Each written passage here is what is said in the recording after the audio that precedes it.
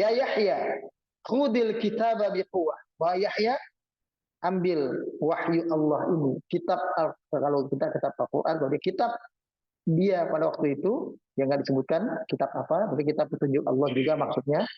Wa atainahul hukma sabiyya. Dan kami datangkan kepada dia, untuk pada Yahya, al-hukma sabiyya. Jadi hal yang dia jadi sudah bisa ngerti masalah hukum-hukum dari sejak dia kecil. Jadi sejak dia kecil, dia remaja, Zakaria itu udah Yahya itu sudah Allah jaga, dia punya pemahaman tentang kebenaran ini, tentang tauhid ini. Dia sudah dikasih tahu. Hukma itu dalam bahasa Arab. Dari huruf ha, kaf, mim, hakim. Orang yang menghalangi timbulnya kezaliman, timbulnya ketidakadilan agar muncul keadilan. Jadi itu hakim itu disebutnya begitu. Ayat muhkamat itu disebut ayat muhkamat, ada ayat mutasyabihat. Itu maksudnya adalah ayat-ayat muhkamat adalah ayat yang Allah jadikan sebagai ayat yang menghalangi orang untuk tidak sampai kepada ayat mutasyabihat yang bisa menjerumuskan dia kepada batilan. Ayat muhkamat, ayat yang terang, ayat yang jelas, maksudnya adalah ayat yang sebetulnya kita dihalangi. Jangan berpikir ayat mutasyabihat. Pikirkanlah cukup, bacalah cukup, pahami cukup ayat yang muhkamat. Itu begitu. Hakim juga begitu, mahkamah juga begitu, hikam, hukum juga begitu. Nah, Nabi Yahya dalam konteks ini, Allah kasih dia hukum sejak dia kecil, maksudnya Allah kasih dia penjagaan yang membuat dia terpelihara menjadi anak yang soleh sampai nanti bakalnya menjadi nabi, jadi dewasa. Wahananan min ladunna wa zakatan. Nabi Yahya itu dapat hanan. Hanan itu rahmat yang terus-menerus, yang tidak pernah berhenti. Rahmat itu kan ada yang diminta, ada yang nggak diminta. Kita ini sering minta rahmat yang kita minta.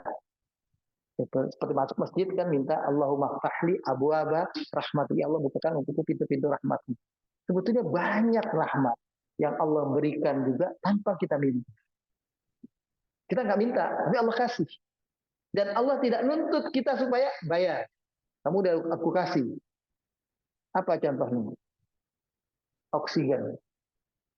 Kita menghirup oksigen. Oksigen ini kan gratis.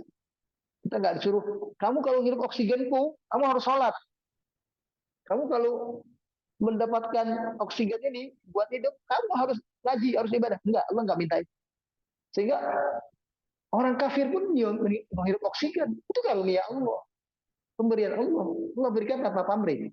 Silakan. Nah, itu nggak ada hubungannya. Makanya dulu ada Nabi Ibrahim, Nabi Ibrahim pernah.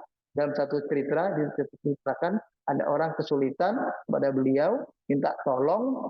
Nabi Ibrahim mau nolong dia, lalu pakai syarat. Aku bisa bantu kamu, tapi syaratnya kamu harus beriman. Baru aku bantu. Nah, itu nggak boleh. Itu Allah aja nggak begitu. Orang Islam nggak boleh begitu. Nggak boleh kita mau biar orang Nasrani masuk Islam, kita bikin pengobatan gratis, lalu pengaruhi orang Kristen biar masuk Islam. Kita bikin makanan gratis tiap hari supaya kamu habis kasih makan masuk Islam ya, syahadat dulu, baru dikasih bantuan. Enggak, itu nggak boleh. Karena Allah tidak begitu juga. Allah kasih oksigen, Firaun itu dikasih oksigen tetap gitu. Siapa yang durhaka sekarang? Benyamin Netanyahu dikasih oksigen juga sama Tuhan. Kita bencinya kayak apa dengan dia? Kasih oksigen. Makanya kita benci pun kepada orang, kalau seperti Tuhan benci kepada hambanya. Dia bukan benci, tapi yang dia tidak sukai adalah perangainya. Allah tidak ridhoi dengan perilakunya. Suatu saat kalau Benyamin Netanyahu taubat, masuk Islam, harus kita terima sebagai saudara. Jangan kita, ini dulu yang karena yang kita benci dan tidak disukai itu adalah perangainya, perbuatannya. Kita tidak boleh benci orang. Orang saja nggak boleh, apalagi benci bangsa. Benci Cina, benci apa gitu, benci Arab, nggak boleh benci bangsa. Cina pun yang kita maksud adalah pemerintahan Cina ini dipimpin sama bukan orang Cina-nya semua. Gitu. Bagi orang Cina yang kita sering bertetangga atau beli elektronik di kota sana, itu kan kita nggak tahu dia orang baik-baik, pengen hidup selamat, pengen hidup nikmat dunianya, bisa jadi saudara sama kita, bisa jadi kawan sama kita.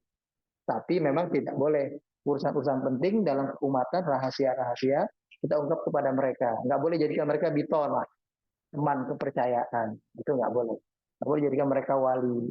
Jadi teman dalam bisnis, teman dalam keseharian itu nggak ada masalah. Disebutkan hananan miladuna wa zakatan. Dia sosok yang Allah sucikan, wa kana taqiyya. Dia dari sejak kecil sudah jadi orang yang dekat kepada Allah, disebutkan taqiyya, bertakwa. Wa barran biwalidayhi, dan sosok yang selalu berbakti kepada kedua orang tuanya.